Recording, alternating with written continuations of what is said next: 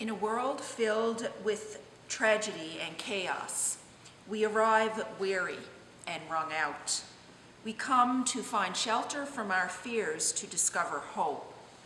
We are tired of this marathon of difficulty, longing for relief through a return to what we once thought normal. We come because the vulnerable Christ child enlightens us with possibility. We light this first candle, symbolizing hope, the assurance that the risen Christ transforms all things in love. Flickering and fragile, this tiny flame opens us to wonder, to the heart of God, which transforms us as we join together in prayer.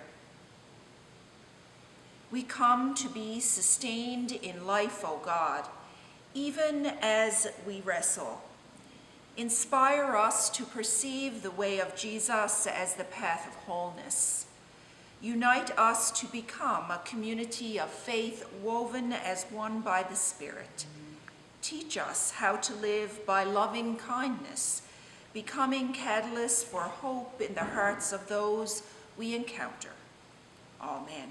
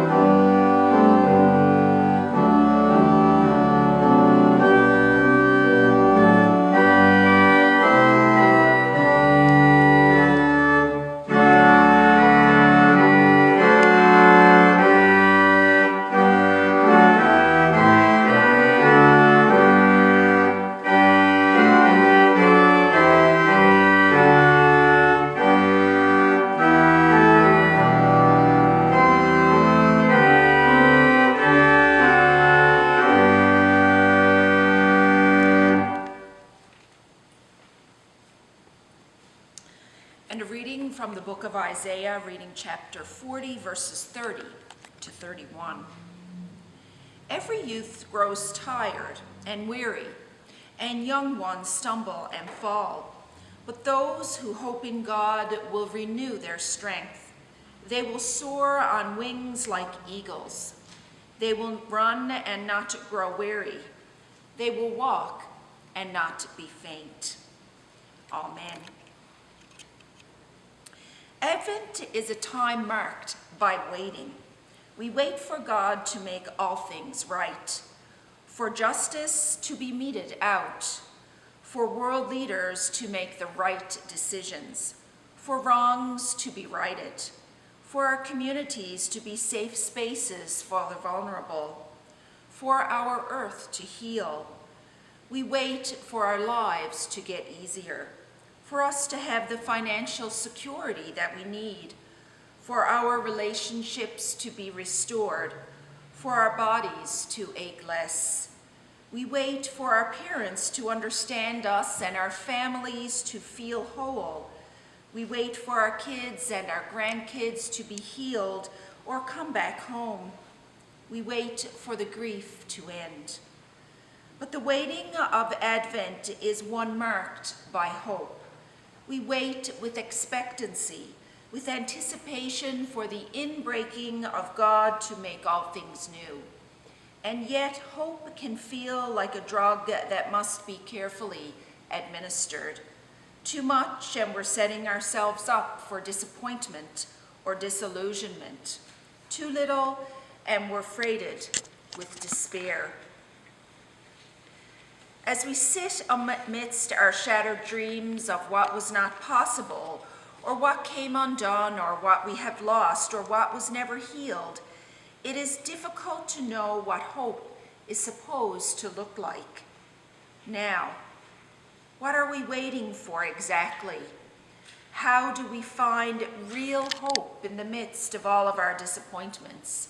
And how do we stay awake to the kind of possibility that Advent asks of us?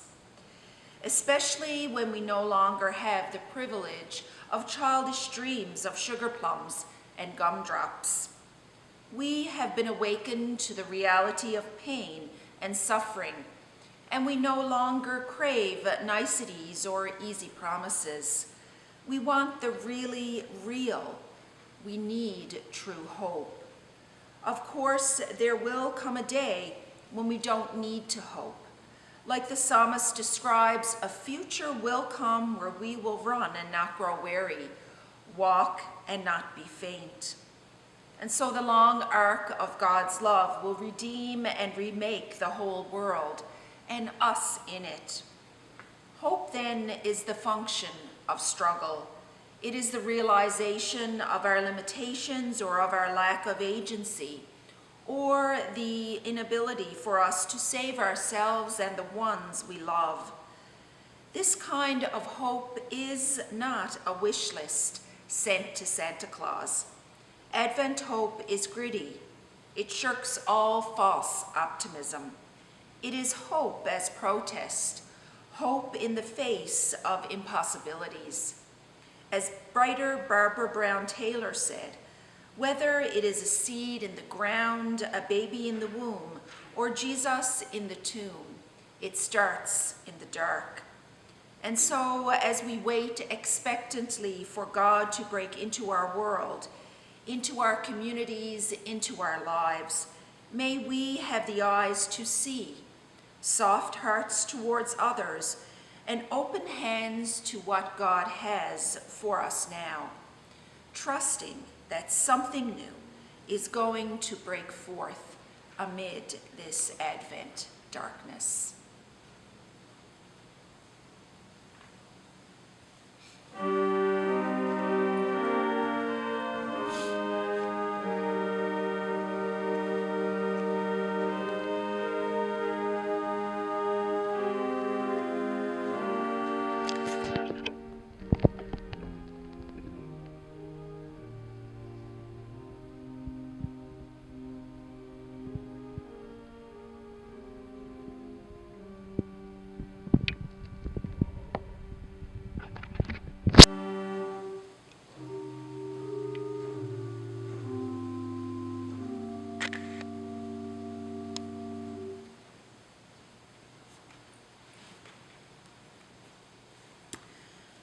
God, these are darkening days with little hope in sight.